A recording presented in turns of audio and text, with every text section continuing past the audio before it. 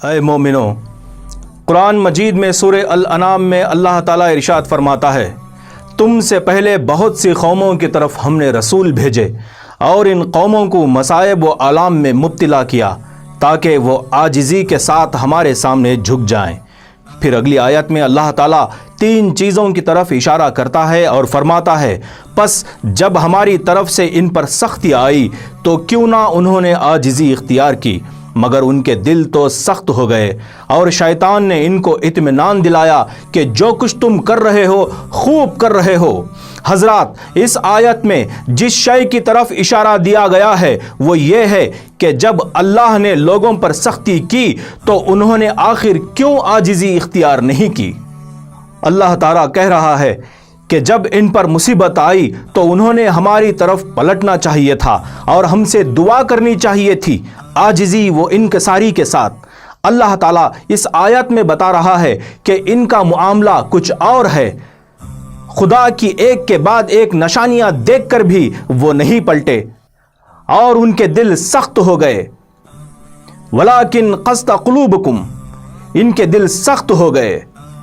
دل کے سخت ہو جانے کا مطلب یہ ہے کہ اتنی نشانیاں اور مصائب اپنی آنکھوں سے دیکھنے کے باوجود انہوں نے اسے نظر انداز کر دیا۔ اے مسلمانوں، کیا ہم اندھے ہیں؟ کیا ہم نہیں دیکھ رہے؟ ہماری آزادی ہم سے چھین لی گئی ہے، ہمارے گھر والوں سے ہم نہیں مل سکتے، ہم گھر کے باہر نہیں نکل سکتے، ہوائی اڈوں پر نہیں جا سکتے، بازار نہیں جا سکتے، معیشت بحال نہیں کر سکتے، ہم سے ہماری تمام آزادیاں چھین لی گئی ہیں۔ کیا ہم نہیں دیکھتے کہ اللہ نے کتنی تیزی کے ساتھ یہ بتا دیا ہے کہ مخلوق کتنی کمزور ہے اور وہ خدا کتنا طاقتور ہے؟ ہم کتنے فقیر ہیں اور وہ کتنا غنی ہے؟ کیا ہم نہیں دیکھتے کہ اس نے کتنی تیزی سے یہ واضح کر دیا ہے کہ انسانوں کی ٹیکنالوجی اور ان کی کامیابیاں خدا کی طاقت عظمیٰ کے نزدیک کیا معنی رکھتی ہیں؟ جو زندگیاں ہم جیتے تھے وہ آج کتنی خیالی نظر آتی ہیں۔ کیا ہم نہیں دیکھتے کہ آج کیا صورتحال ہے؟ ہم ابھی اس وبا کے اثرات نہیں جانتے ہیں۔ حضرات، ان تمام چیزوں کو خود دیکھنے کے بعد بھی نسل انسانی میں عاجزی نہیں دکھتی، مگر امت مسلمہ ایسا نہیں کر سکتی۔ اس کے دل نرم ہونے چاہیے۔ دلوں کے نرم ہونے کا مطلب یہ ہے کہ ہم پوری عاجزی کے ساتھ یہ قبول کریں کہ ہم نے خدا کی عائد کردہ حدیں پار کر چکے ہیں اور غلطیوں پر غلطیاں کر رہے ہیں۔ سماج کے اصل آئین کو قائم کرنے یا چلانے میں ہم کتنے ناکام ہوئے ہیں، اور یہ کہ ایک قدیم عرصے سے کھلے طور پر ظلم و زیادتی کر رہے ہیں یا کرنے والوں کو روک نہیں رہے ہیں۔ ہمیں کم سے کم اپنی غلطیوں کو قبول کرنا چاہیے، اگرچہ سماج اسے نظر انداز کرتا ہو۔ ہم بطور مسلمان اللہ سے مغفرت طلب کریں اور شیطان کے شر سے پناہ مانگے۔ وَزُيِّنَ لَهُمُ الشَّيْطَانُ مَا كَانُوا يَعْمَلُونَ، اور شیطان نے ان کو اطمینان دلایا کہ جو کچھ تم کر رہے ہو خوب کر رہے ہو۔ حضرات، آپ جانتے ہیں کہ خدا کی طرف پلٹنے والے شیطان کو پسند نہیں ہیں، اور شیطان ہمارے دلوں میں یہ بات ڈالے گا کہ ان سب چیزوں کی ضرورت نہیں ہے۔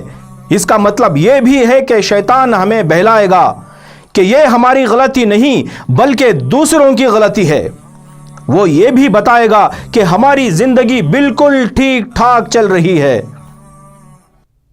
اس آیت میں اللہ تعالیٰ یہی بتا رہا ہے کہ شیطان ہمارے اندر غرور اور گھمنڈ ڈالنا چاہتا ہے اور ہمیں مطمئن کرانا چاہتا ہے کہ ہماری زندگیاں، ہمارے کام اور ہمارے گناہ کرنا کوئی غلط بات نہیں۔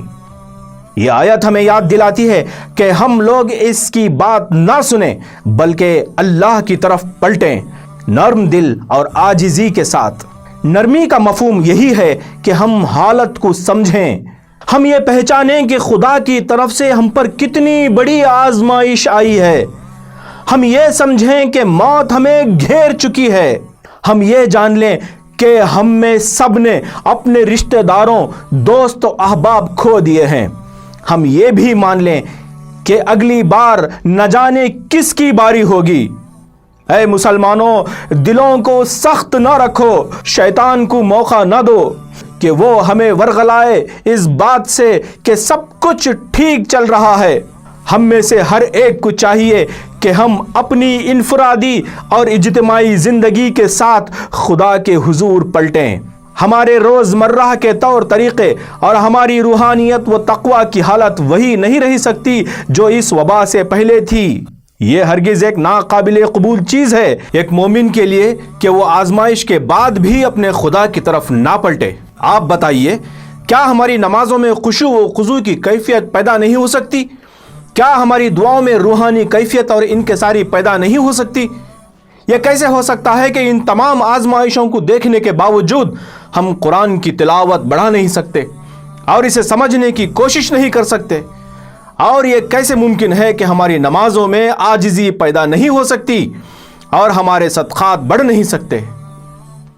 حضرات، شیطان کو اپنے اور اپنی مغفرت کے بیچ میں آنے نہ دیں۔